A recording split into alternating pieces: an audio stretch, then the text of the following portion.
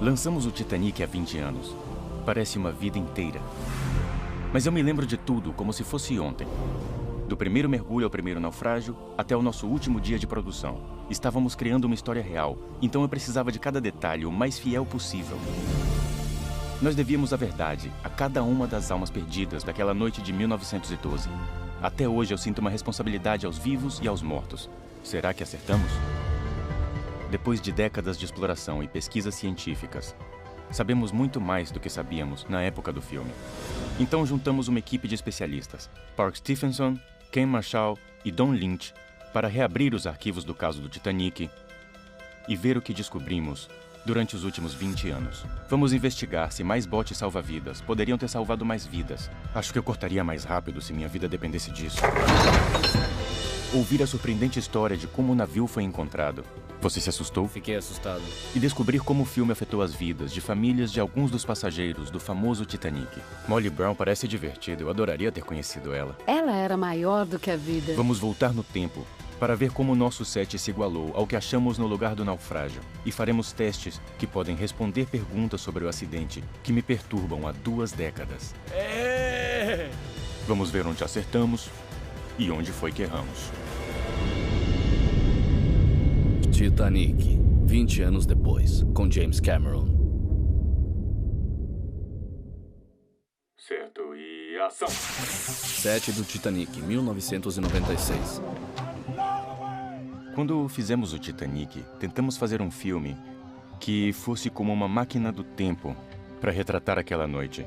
Tentamos ser o mais verdadeiros quanto humanamente possível. Você podia sair da cabine da Rose, andar pelo corredor, pela grande escadaria, pela recepção e até a sala de jantar. Era igual a toda a foto que eu já tinha visto. Era perfeito. A sensação era de que o Titanic não era mais uma história num livro ou foto. Você estava lá. O James não só fez esse filme, ele abraçou o tema. E o sucesso do filme tornou possível implementar novas tecnologias para explorar o naufrágio de formas que nunca foram feitas antes. Quem diria que essas coisas ainda estariam lá? É um sonho realizado para mim. Para mim, abriu a porta para tantos mistérios e perguntas sem respostas. E aí isso evoluiu em um real interesse no trabalho forense daquela arqueologia marinha no lugar do naufrágio e o interesse na história do Titanic e no impacto que ele teve na sociedade. O navio é a última testemunha viva do desastre. Ele ainda tem histórias para contar para qualquer um disposto a prestar atenção e ouvir o que aquele naufrágio tem a nos dizer. Tá pronta para voltar pro Titanic? Em 14 de abril de 1912, às 11h40 da noite, o RMS Titanic bateu em um iceberg durante sua viagem inaugural de Southampton, na Inglaterra, para Nova York. 2 horas e 40 minutos depois, ele afundou no fundo do Oceano Atlântico. De mais de 2.200 passageiros e tripulação a bordo naquela noite, apenas um pouco mais de 700 sobreviveram. O naufrágio continuou perdido no mar até 1985, quando o oceanógrafo Robert Ballard o descobriu durante uma missão secreta para a Marinha dos Estados Unidos. A expedição dele mudou a forma como exploramos, e também a minha vida.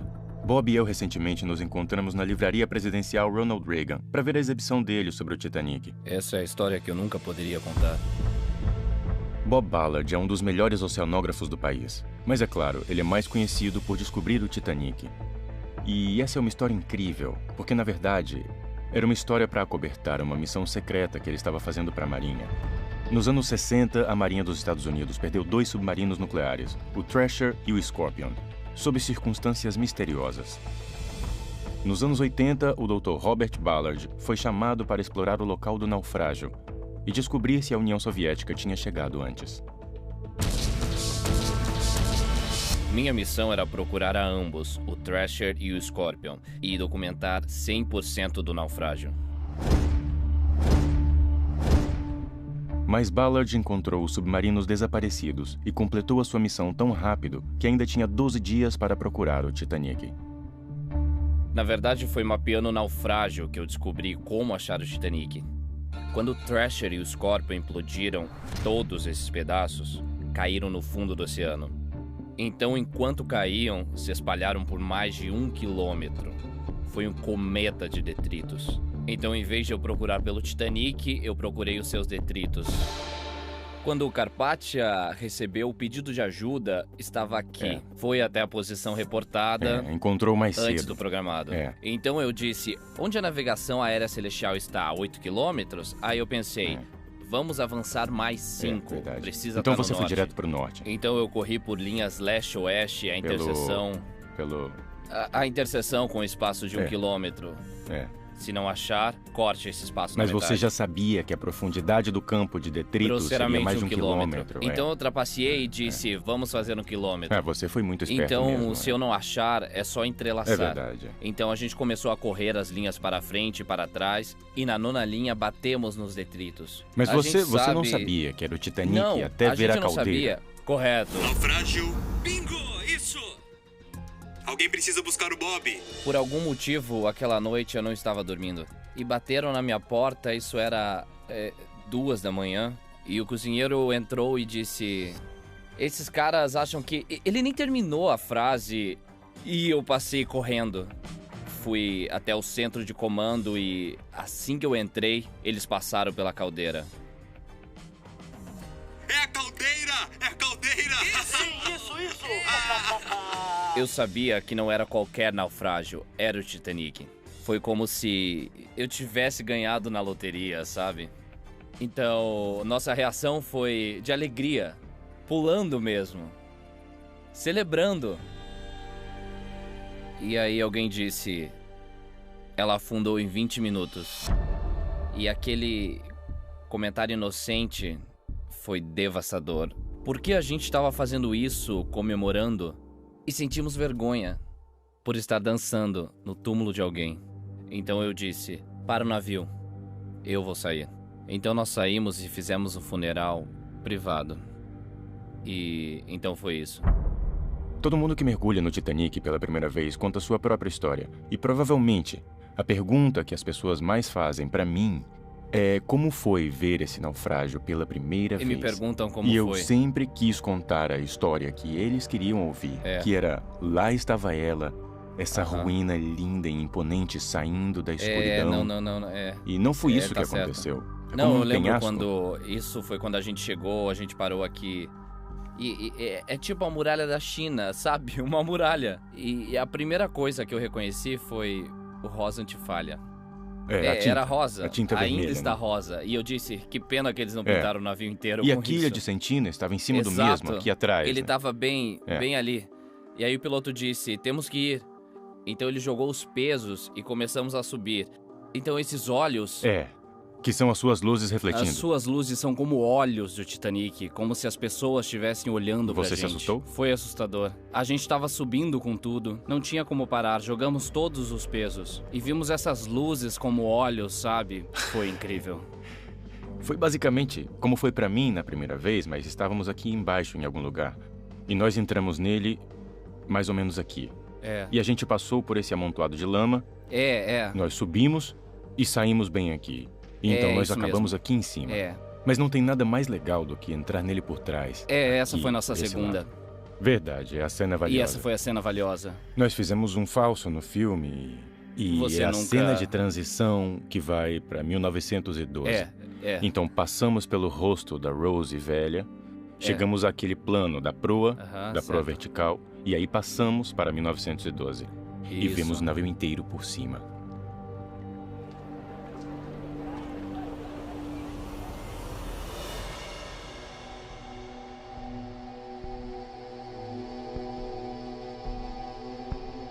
Você não vai achar corpos no Titanic.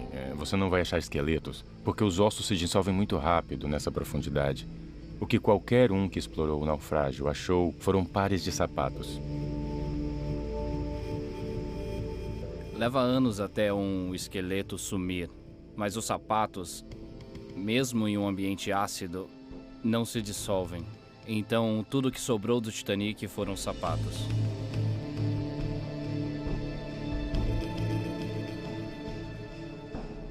Tem uma cena onde estávamos filmando e nós passamos por um par de sapatos femininos ao lado de um par de sapatos de criança. Claro. Eram de pessoas. Eram pessoas. Esses sapatos chegaram Pessoas até o fundo dormiram ali. com pessoas. Eles estavam na cabine deles porque a cabine era tudo ao redor deles e estava tudo destruído. E tinha um espelho de mão ao lado deles e um pente de osso. Então eu imagino que ela tivesse segurando o espelho enquanto a mãe dela penteava o cabelo dela para colocar o pente de osso. Você cria uma história inteira. É o elemento humano. É o que as pessoas tocaram, é com o que elas viveram. Incrível.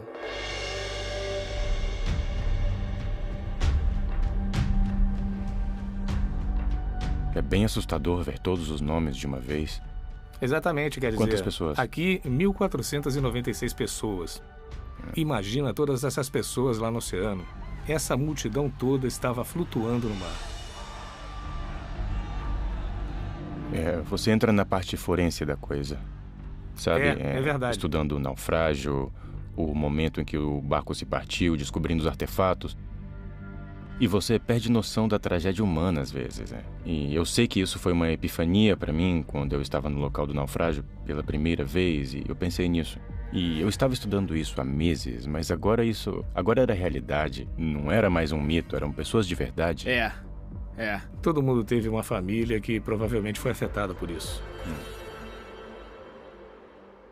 Oi, Paul é o bisneto. O bisneto de Isidore e de Strauss. Eu conheço a história deles.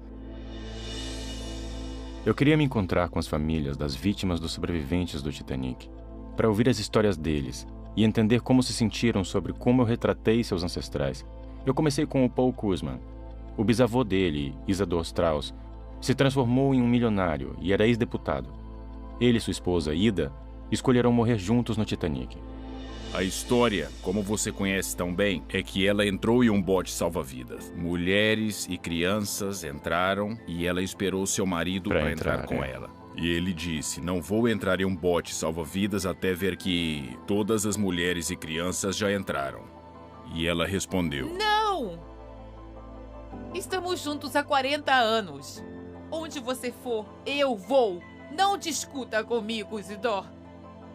Sabe que não vai adiantar. Estaremos no navio juntos enquanto ele afunda. Morreremos como vivemos. Juntos. Quando acharam o corpo de Isidore, acharam um medalhão com iniciais. Isidore Strauss. Aqui tem uma foto de seu filho mais velho, Jesse. E aqui, uma foto da filha mais velha deles. Que era a sua avó. Sim, minha avó. Então isso é o que ele manteve perto do coração. E esse é o item mais precioso da minha vida. É forte, é muito forte. Quando chegou no fim do filme, eu não queria me mexer. Eu nem queria sair do cinema. Obrigado. Eu fiquei extasiado. Foi muito verdadeiro o trabalho que você fez como diretor para garantir a autenticidade do filme. Ficou muito não foi bom. Só eu. Não foi só eu, porque quando mergulhamos no naufrágio, todo mundo que veio a bordo, o designer de produção, designer de figurino, todo mundo sentiu que a gente precisava chegar naquele nível. Há 20 anos, nós tentamos trazer o Titanic de volta à vida sem erros. Fizemos o melhor que pudemos com as informações que tínhamos, mas desde então, eu mergulhei no local do acidente 33 vezes e descobri muitas coisas novas sobre o navio. E resolvi mistérios que assolavam os exploradores há décadas.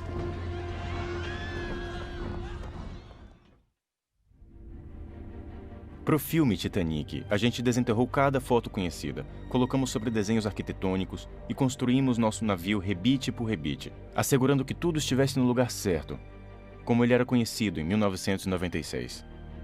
Hoje, na exibição da Biblioteca Reagan, vamos rever alguns dos nossos cenários do filme, armados com gravações ROV dos meus 33 mergulhos no local, para ver onde acertamos e onde erramos.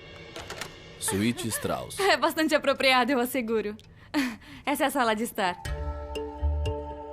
Uau, então eles reconstruíram totalmente o cenário do filme?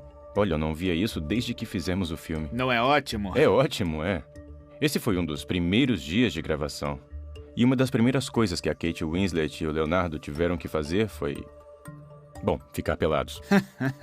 Nós nos inspiramos nesse tema de regência, que era conhecido por estar no Olympic e no Titanic, e em outros aposentos. E colocamos isso na suíte milionária, a suíte Sim. de 3 quartos. Sim. Porque ninguém sabia o que tinha lá. Não sabíamos disso Eu estava na época. trabalhando no que não era conhecido.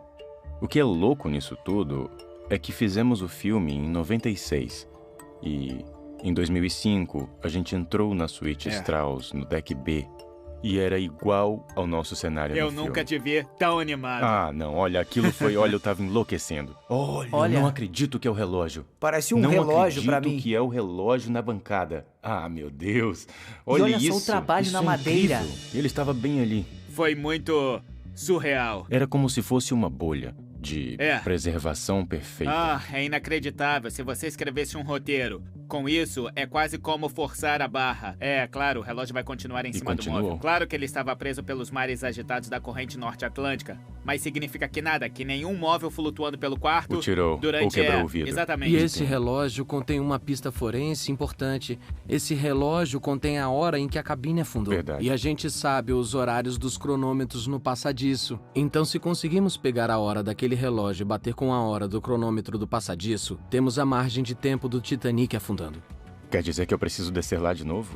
Bom, tem bastante sujeira naquela coisa. A gente tem que limpar e ver o que diz.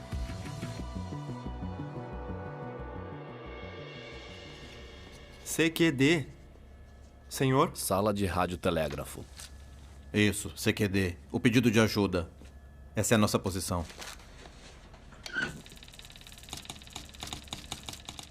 Quando gravamos o filme em 96, isso era baseado na melhor informação que tínhamos. Certo. E tinha uma foto original de dupla exposição. Do Titanic. E mostrava mais ou menos essa área, como eu me lembro. Verdade, Isso não aparecia. isso não tá na foto. Isso não aparecia. Eu deduzi que estava lá. Porque fotos do Olympic mostraram. Então, na verdade, essa foi uma reprodução muito boa do Olympic. E acabou sendo completamente errada para o Titanic quando entramos lá com o ROV.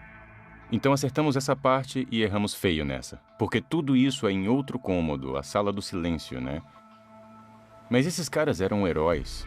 Eu não tive tempo de colocar no filme, mas os radiotelegrafistas eram os hackers do tempo deles. As ações tomadas pelos radiotelegrafistas Bride e Phillips salvaram centenas de vidas. Eles perderam a energia um dia antes do desastre. O manual de manutenção Marconi diz que nessa situação, você deixa pra lá e espera um engenheiro Marconi na costa consertar. E você vai operar essa bobina de emergência bem aqui. Isso. Que funciona por bateria, que não tem alcance nenhum. Cerca de 100 quilômetros de alcance teórico.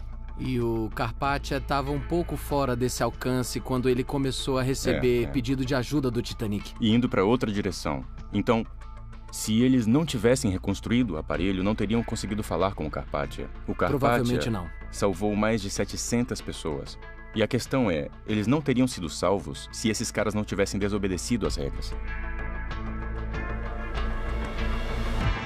Grande escadaria.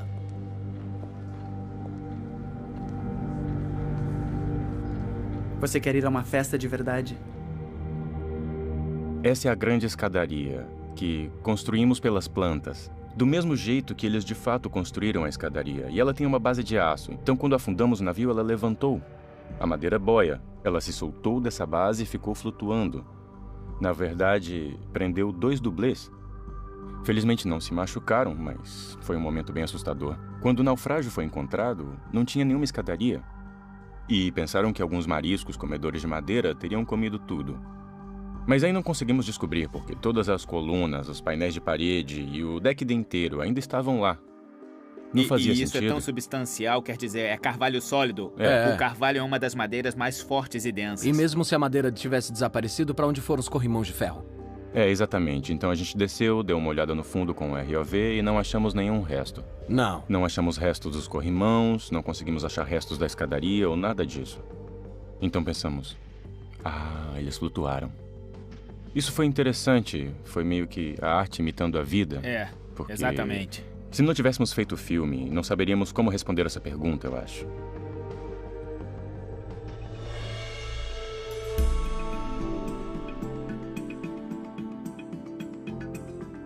Andando pela exibição do Titanic, é difícil não se sentir assombrado pelas relíquias do passado. Uma cadeira do deck, um relógio de bolso dourado, um casaco. Você sente as almas perdidas bem do seu lado. E eu me senti desse jeito quando eu fiz o filme. Esse é James Cameron, Olá, essa é a Jackie prazer Drexel, te conhecer. os avós dela eram John Jacob Claro, Astor com e Madeleine certeza. Astor. No caso de John Jacob Astor e Madeleine, aqui estava o homem mais rico do Titanic com a sua nova esposa. Estavam começando uma nova família. Jack tinha uma personalidade forte e vi nisso um fio para o roteiro, nessa energia que imagino que J.J. Astor tinha. Obrigado por juntar-se a nós. Seu pai, eu acho que estava Sim, na 5 barriga meses. de Madeleine Astor nesse momento. Ela estava de 5 meses. A esposa dele, Madeleine, tem minha idade e está numa situação delicada. Vê como tenta esconder? Ele parecia um homem muito interessante. Ele é absolutamente um homem fascinante. Ele é mais conhecido por ter morrido como um herói do que por toda a vida que ele levou, que foi mesmo incrível. Tinha uma mente curiosa. Filmamos algumas cenas sobre a história deles que foram cortadas do filme. Eu estava fascinado pelo momento onde ele estava abrindo o colete salva-vidas e vendo as lascas de rolhas e descobrindo como funcionavam. E esse é o que Ela a morreu Madeleine jovem. usou. E esse parece pequeno. Esse colete salva-vidas a manteve aquecida e talvez viva também. O meu pai foi a Halifax e oferecendo isso a ele. Ele disse que nem conseguia falar nada, nem pensar sobre isso. Muito traumático. Esse dia mudou a vida dele. E eu acho que a mãe dele Aham. ficou totalmente traumatizada. É. Você sabe como meu avô morreu? E se o bote salva-vidas número 4, onde estava minha avó, estava perto o suficiente para ser visto? Pra ver, eu não acho que eles tenham visto. Porque ele morreu com o desabamento da É chaminé. o que acham, com a queda da chaminé. Sua visão dos rostos da superfície na água me deixou completamente arrepiada mesmo. Eu acho que uma das coisas que eu percebi depois do lançamento do filme é que isso não é uma história antiga, não foi há 200 anos atrás. Tentar demonstrar como foi visceralmente traumático para esses sobreviventes. Voltar àquele campo de cadáveres, tentando achar alguém ainda vivo. Sabe, eu acho que eu não tive a sensibilidade necessária para mostrar como essas pessoas deveriam estar traumatizadas. É que eu nunca pensei nisso antes. É. Mas aí eu vi e me afetou na hora. O filme Titanic representou o que achamos que realmente aconteceu nas últimas horas do navio. Mostramos ele afundando proa primeiro, alçando a popa bem alto, até que seu enorme peso partiu a embarcação em dois.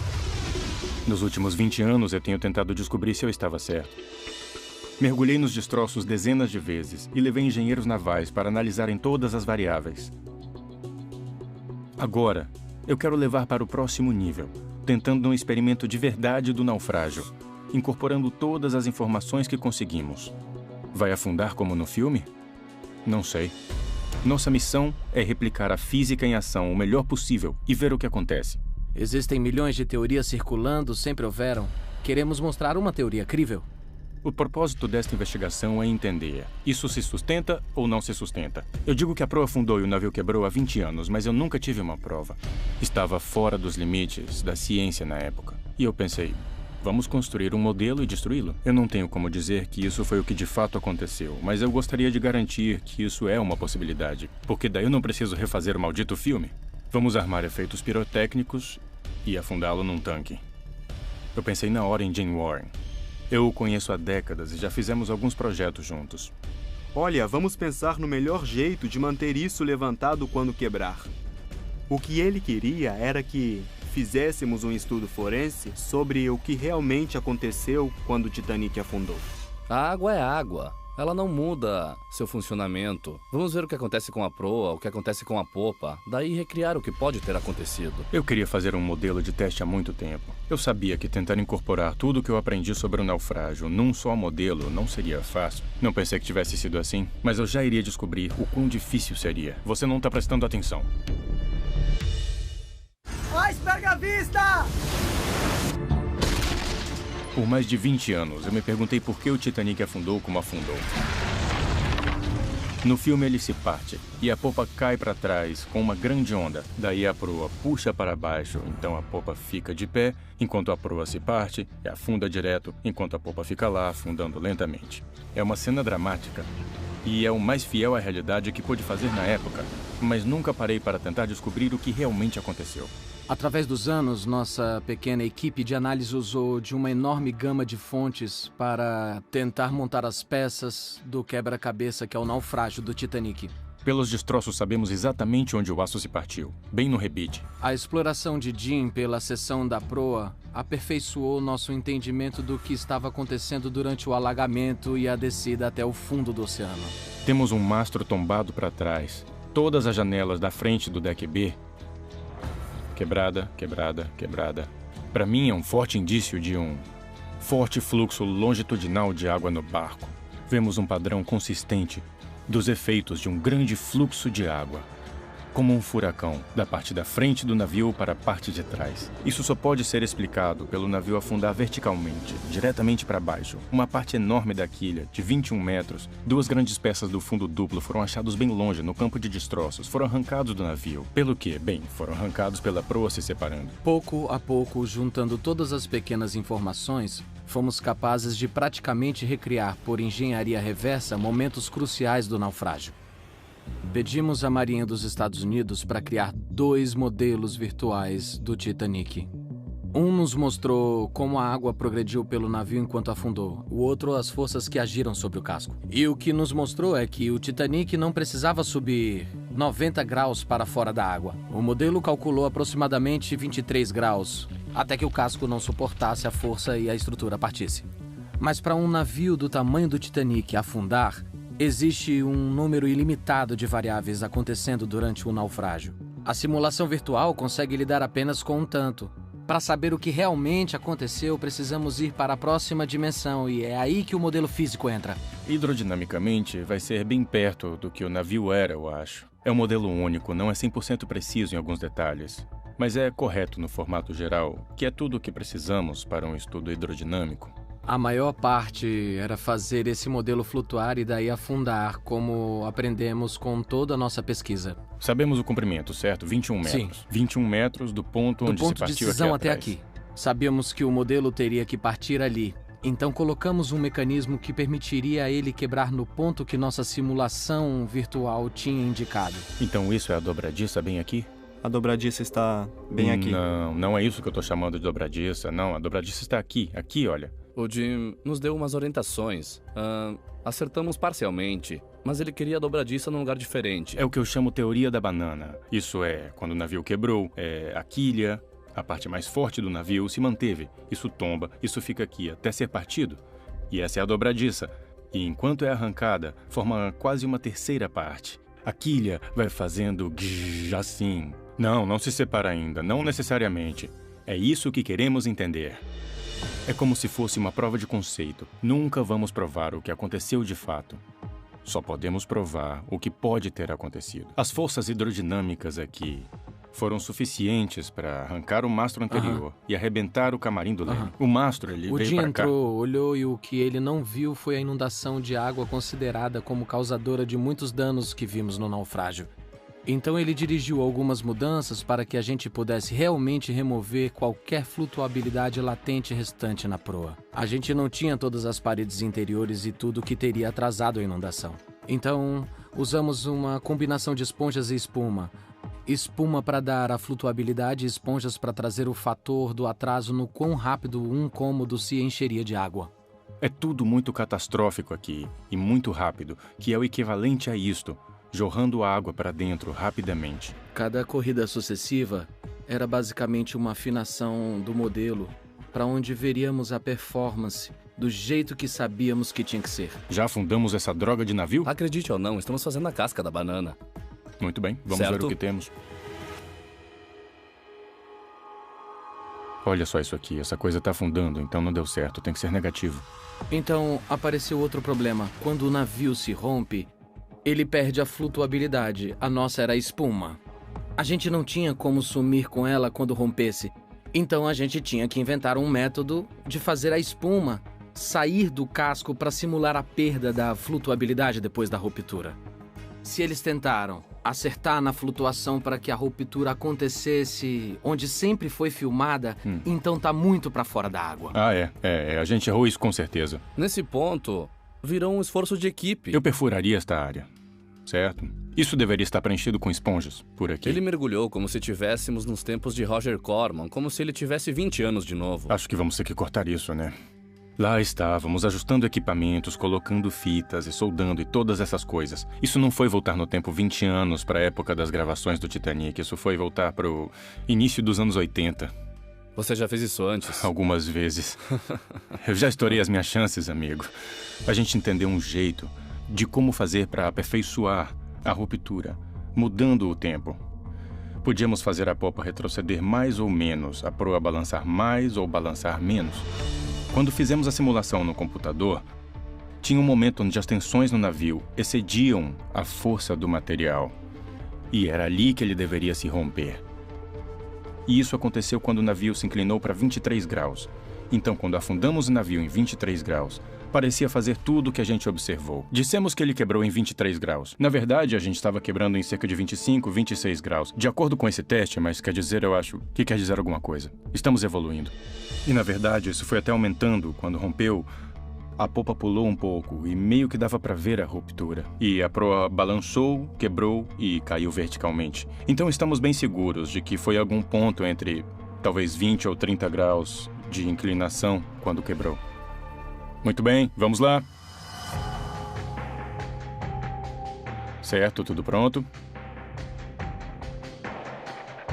E vai romper bem na linha da água. Ótimo. Um pouco para cima. Balança, puxa a popa mais para vertical. Esse é o modelo banana. Olha só isso. Legal! A gente viu alguns cenários acontecendo quase exatamente como filmamos. A popa caindo verticalmente, dando alguns momentos pro Jack e pra Rose bem na plataforma da popa. Enquanto a popa subia e ficava na vertical, sempre virava quase 90 graus. E isso é exatamente o que as pessoas viram. As pessoas descrevem como ficando como uma torre ou um dedo apontando para o céu. E isso é exatamente o que vimos. Popa vertical! Não é que a gente tenha feito centenas de tentativas com um modelo altamente preciso, mas eu acho que isso mostra que é possível que tenha sido assim.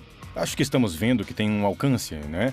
A gente pode ver até onde a popa cai, mas não fica na vertical quando vai para baixo. Descobrimos que dá para a popa afundar verticalmente e dá para ela cair para trás, formando uma onda, mas não dá para ter os dois. Então o filme errou de um jeito ou de outro, sabe? Eu tendo a pensar que foi errado fazer a popa cair para trás, por causa do que nós vemos na proa do naufrágio. Tem cerca de 5 ou 6 instâncias de efeitos hidrodinâmicos, e tem só um jeito que pode acontecer. Balançou e caiu como uma bomba, caindo diretamente para baixo. Então, eu acho que podemos considerar a possibilidade da popa ter afundado verticalmente. Acho que podemos excluir a possibilidade dela ter caído para trás e depois na vertical. Acertamos a metade no filme. Com cada coisa que tentamos e cada passo que damos, acho que estamos cada vez mais perto realmente do que aconteceu aquela noite. Tá legal, vamos de novo. Isso foi perfeito. Vamos fazer de novo. Eu fico sempre fascinado com a engenharia, as ferramentas, a ciência, e eu fico muito empolgado com as ideias, sabe? Você sempre tem que se dar uma sacudida e tentar se lembrar que o que aconteceu foi uma tragédia real, que aconteceu com pessoas reais e isso ainda ressoa pelo tempo dessa forma tão poderosa. Mas você se esquece disso de vez em quando, e eu tento nunca me esquecer por muito tempo. Nosso modelo de naufrágio só levou alguns segundos. Na vida real, os passageiros e a tripulação tiveram cerca de 1h30 para escapar. Mais de 2/3 deles não conseguiram. O que traz à tona outra controvérsia. Mais pessoas poderiam ter sido salvas? Sr. Andrews, me desculpa. Fiz as contas de cabeça e multiplicando o número de botes pela capacidade deles, me desculpa, mas parece que não tem o suficiente para todos a bordo. Tem para metade. O Titanic tinha 20 botes salva-vidas, mas só lançaram 18 em 1h30. Sempre ouvimos dizer que se o navio tivesse mais botes, mais vidas teriam sido salvas. Mas isso faria diferença? Será que a tripulação conseguiria lançar mais botes com o tempo que tinham? Eu me perguntei isso por muito tempo e nunca tínhamos testado, até agora. O que fizemos foi pegar uma réplica do bote que sobrou do filme, juntar com os turcos e montar uma plataforma alta o suficiente para representar a altura do convés de passeio, com o convés no alto. Pedimos para uma equipe montar e descer todos os botes para vermos quanto tempo demoraria para fazer isso.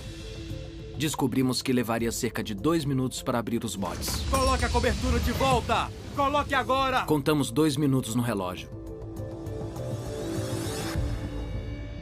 Certo, as cordas estão a postos. Vocês já sabem o que fazer. Tirem os botes e ponham no convés. Vocês vão fazer isso ali e ali. Então precisamos ficar de fora. Podemos pôr bem ali. Coloque onde você teria posto se estivesse no navio. Certo. E se estivermos no caminho, nos tire dele, porque somos passageiros curiosos. Ok. E vocês têm que gritar com a gente para abrir caminho, de forma educada, é claro, porque somos passageiros ricos e estamos na primeira classe do Titanic. Então, quando dissermos, preparem os botes e avisem quando terminarem, ok? Alinhem no convés. O tempo está passando.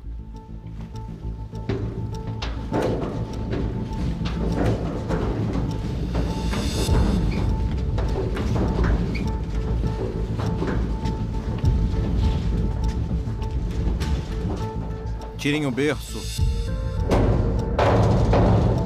Joguem o bote pra fora. Dá pra ver como é devagar para girar essa alavanca. Você tem que girar várias vezes para o barco descer só um pouco. Várias mesmo. Isso. Continue girando. Outra coisa que temos que pensar é a forma como o oficial comandava os dois lados. E no início, com o vapor solto, eles não conseguiriam ouvir nada. Alguém teria que ficar gritando ou teria que ficar olhando os outros trabalhando e ficar imitando, porque não teriam como ouvir nada.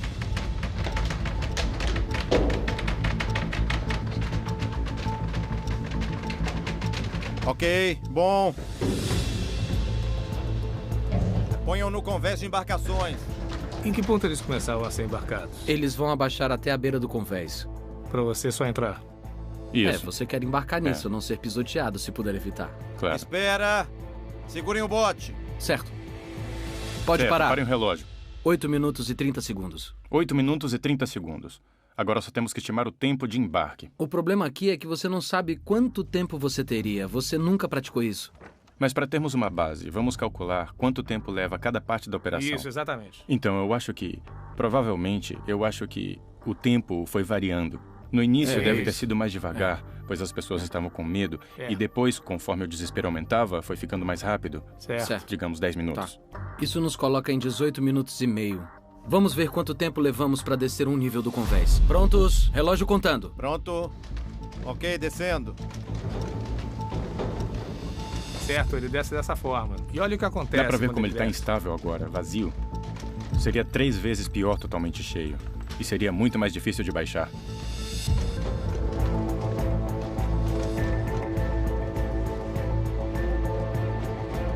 Ok, puxe. Ok. Parando o relógio. Quanto tempo? Pouco menos de 2 minutos. Menos de 2 minutos. São 2 minutos para descer 3 metros. São mais 15 metros até a água. Então vamos adicionar mais 10 minutos. Um total de 30 minutos e 30 segundos. E isso trabalhando simultaneamente. Eles estavam embarcando passageiros enquanto montavam o próximo bote. Certo. E aí que os tempos mudam um pouco. Quando começamos a multiplicar, deveria ter demorado mais de 2 horas. Da hora em que foi dada a ordem de lançar os botes, eles tinham 1h30.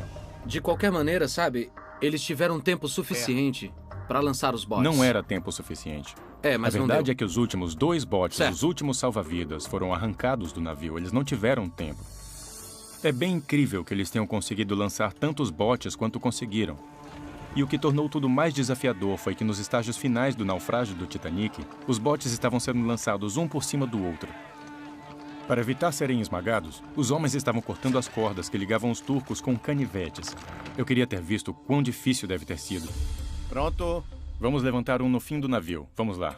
Levantar o bote 2 centímetros e ainda querem cortar uma das cordas. Ok. Eu estava pensando em 30 centímetros. Uma tomada de ação.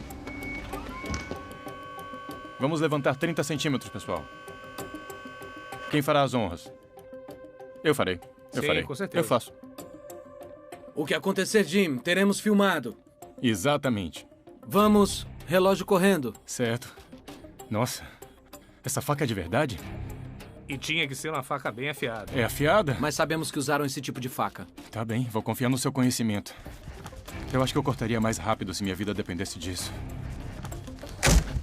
Estamos quase conseguindo.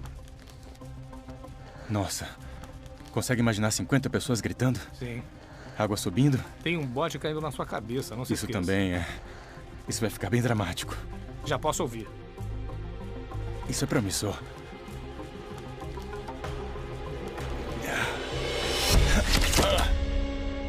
Isso! Maravilha. Estamos livres. É. Quanto tempo demorou? 1 minuto e 40. Eu diria que se minha vida dependesse disso, acho que eu conseguiria em 30 segundos menos. E você pode dar um passeio. Eu acho que se tivessem mais bots, só teriam atrapalhado. E poderia custar centenas de vidas.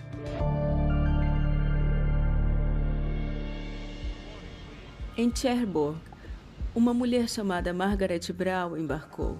Mas nós a chamávamos de Molly. E a história a chamaria de a inafundável Molly Brown. Eu não ia ficar esperando o dia todo, querido. Sim. Aqui. Você acha que consegue? Sim, senhora. Margaret Brown era uma das sobreviventes mais famosas do Titanic. Seu carinho e sua força após o desastre se tornaram parte da lenda. Margaret Brown, Molly Brown, como ela era conhecida, era mesmo uma pessoa e tanto. Ela parece ter sido uma figura que eu adoraria ter conhecido. É como se você tivesse um pouco do gênio dela, da vivacidade dela. Isso é muito amável da sua parte. Ela era inteligente, ela tinha inteligência emocional suficiente para lidar com situações assim. E eu gosto disso. O fato de ela estar no bote 6 com o cara que estava no leme quando eles bateram no iceberg, o rapaz que estava no ninho de pega e deveria ter visto o iceberg um pouco mais cedo... E aí o timoneiro, Hitchens, ele se recusou a voltar e entrou numa briga com ela. Tem espaço para mais gente. E haverá um a menos, se você não fechar agora mesmo sua boca.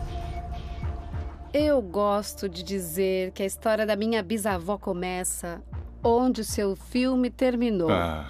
Porque tarde na noite, na verdade, ela tomou aquele bote. Certo. Usando a mesma ameaça que o Hitchens usou para ela, que se você interferir com o que acho que temos que fazer agora, eu vou te jogar para fora do barco. Você não entende. Se a gente voltar, eles vão puxar o barco. Eles vão nos puxar, eu estou te dizendo. Olha, para com isso. Você está me assustando. E eles me disseram que ele disse durante toda a vida. A senhora Brown podia ter subido em qualquer barco aquela noite. Porque ela entrou teve no que subir meu. no meu. Bom, ela estava mesmo confrontando ele. Ele estava no leme quando o navio acertou o iceberg.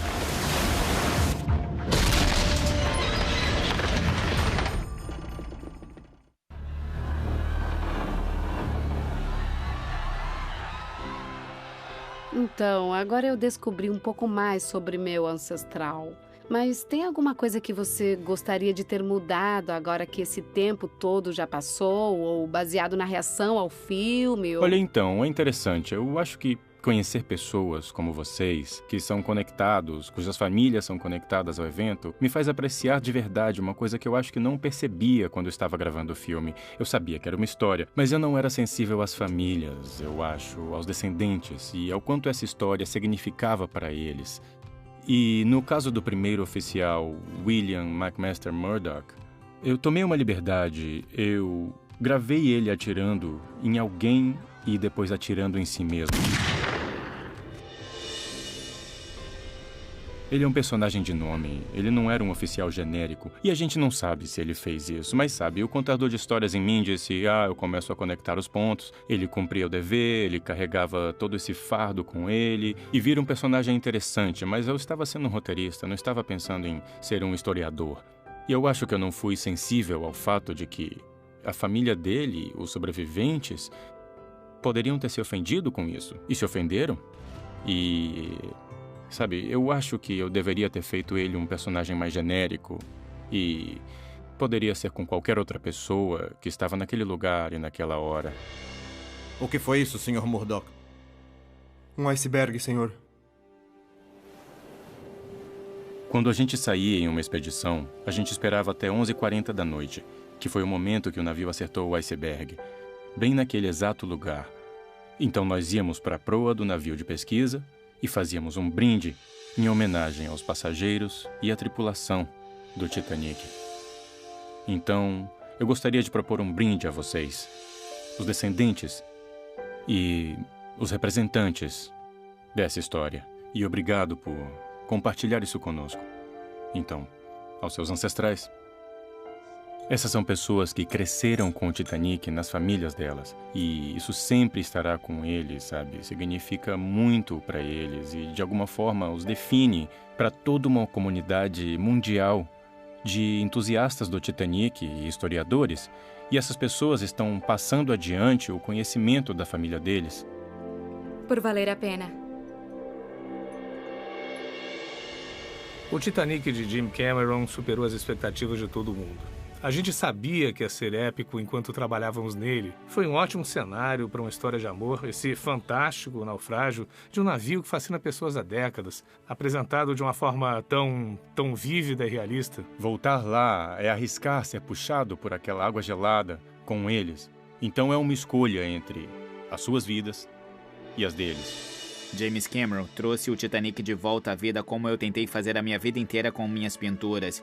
E não dá pra colocar valor o bastante nisso. Eu o conheci no fundo do mar, no seu túmulo. Esse era o Titanic que eu conheci. Então Jim me mostrou um navio novo e esplendoroso. Me mostrou um novo Titanic. Me mostrou um navio incrível. E eu me apaixonei. Aquele filme usou o Titanic como um palco para contar uma história de amor adolescente. Não foi feito para ser uma narrativa histórica, mas criou uma paixão no Jim para seguir aquele filme com expedições reais para o local real do naufrágio. E por causa desse contínuo interesse que vai além da história do filme, nós fizemos descobertas e aprendemos coisas que realmente mudaram a história e nosso entendimento do Titanic. Eu realmente fiquei fascinado pelo Titanic, sua história, a arqueologia, e eu simplesmente queria saber mais o que aconteceu aquela noite, em termos dos momentos finais do navio e a ruptura, o jeito como ele afundou. Nunca saberemos exatamente o que houve, mas nós podemos dizer o que pode ter acontecido.